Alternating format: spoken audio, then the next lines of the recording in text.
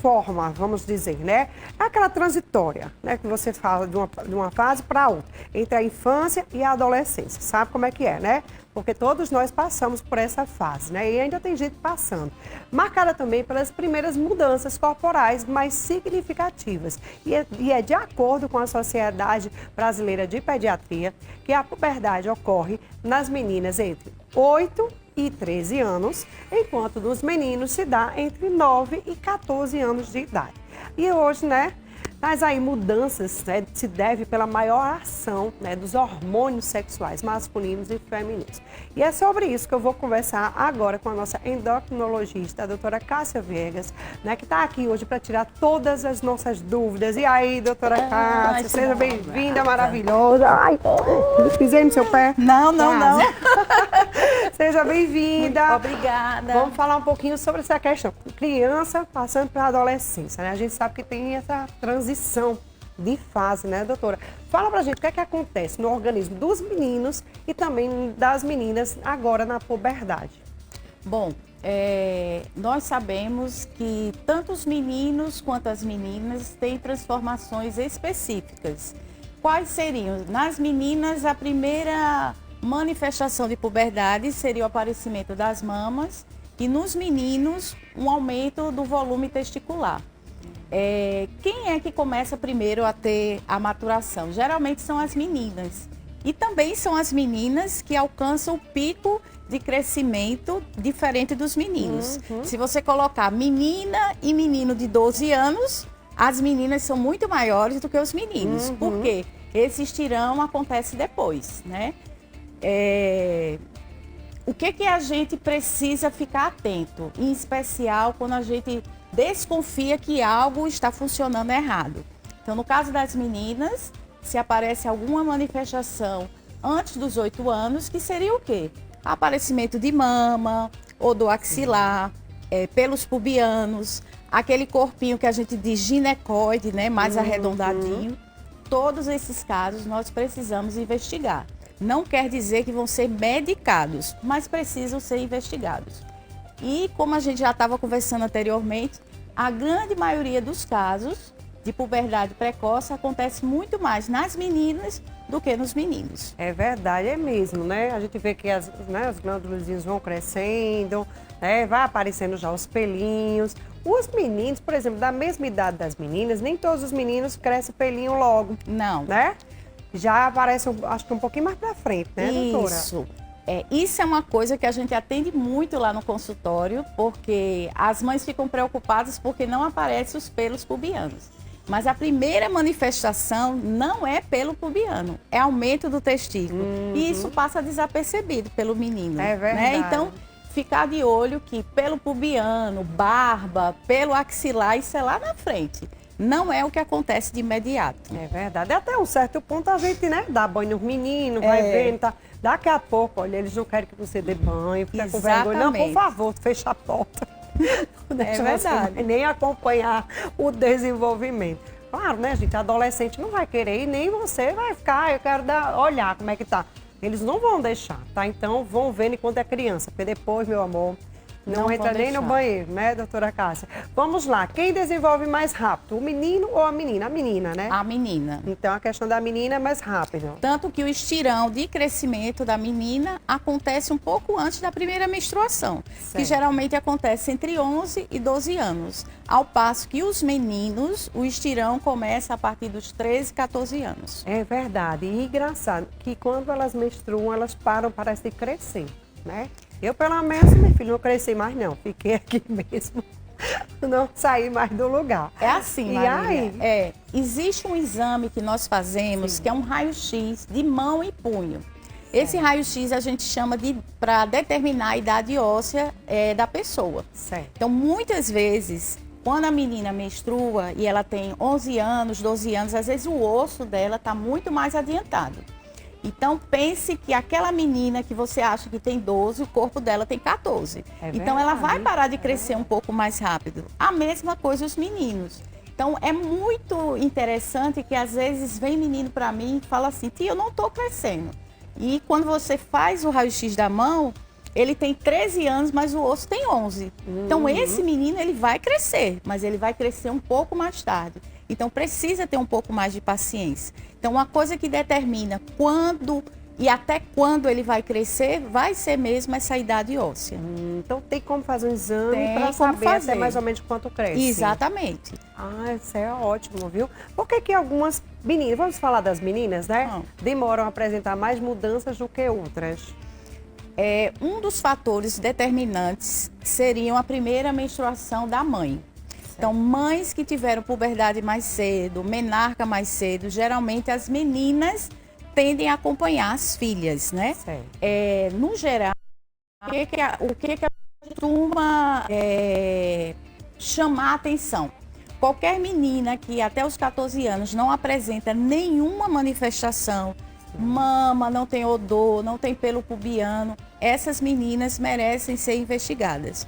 Ou que até 15, 16 anos não tenham a manifestação e não tenham tido a primeira menstruação. Então, essas também a gente investiga. Mas, no geral, essa mudança vai muito em relação menarca materna, história materna e também, que é uma coisa que está sendo muito aventada, a questão dos disruptores endócrinos, que são substâncias presentes em plásticos, em materiais de higiene pessoal, que podem estar induzindo também a que a menina e o menino tenham manifestações puberais mais cedo. Maravilha. Agora, a gente estava comentando lá atrás dos bastidores sobre a questão do humor, né? E há, sim, alteração de humor na adolescência.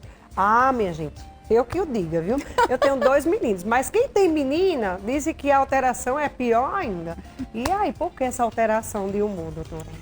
O mais comum é realmente a menina apresentar alterações de humor, né? Por conta do estrogênio. Então, algumas meninas têm aquela labilidade emocional e é uma das características de meninas muito novas que apresentam puberdade precoce. A mãe começa a falar que chora com mais facilidade, fica mais restrita no quarto. E isso não é comum em meninas muito jovens, né? De 8, 9 anos de idade. Isso é uma característica. Nos meninos também pode acontecer.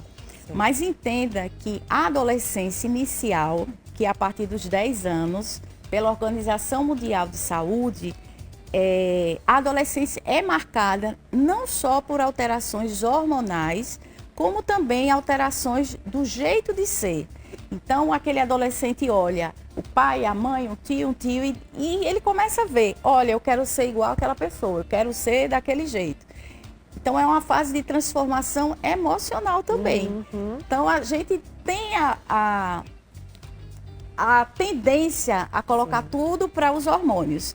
Mas também tem que levar-se em conta que a adolescência não é só transformações hormonais, mas emocionais também.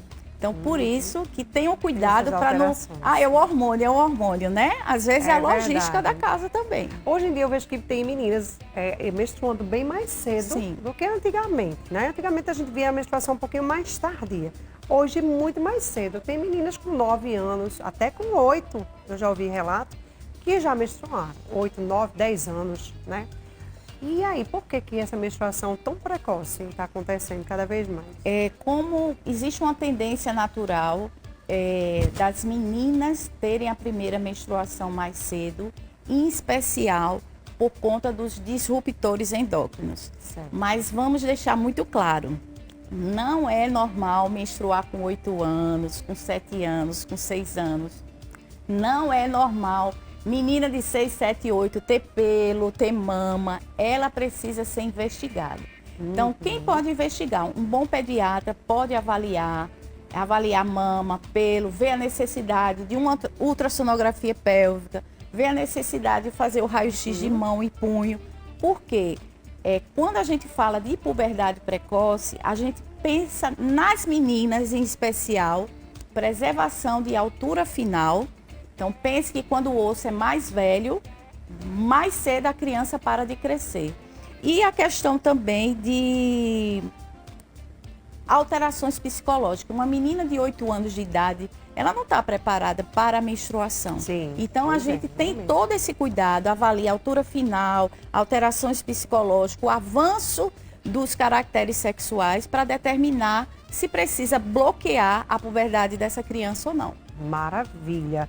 Tem um tratamento. Como é que é feito esse tratamento? O tratamento, se a gente for pensar numa puberdade precoce de origem hipofisária no cérebro, existem análogos hormonais que bloqueiam a produção de hormônios, seja no testículo, no caso dos meninos, seja nos ovários, no caso das meninas. É uma medicação injetável, que existem várias apresentações, mensal, trimestral, semestral, e a partir daí se espera que a puberdade realmente estacione. Então, a criança não tem avanço de idade óssea, aquela criança que tinha uma labilidade emocional é mais controlado isso.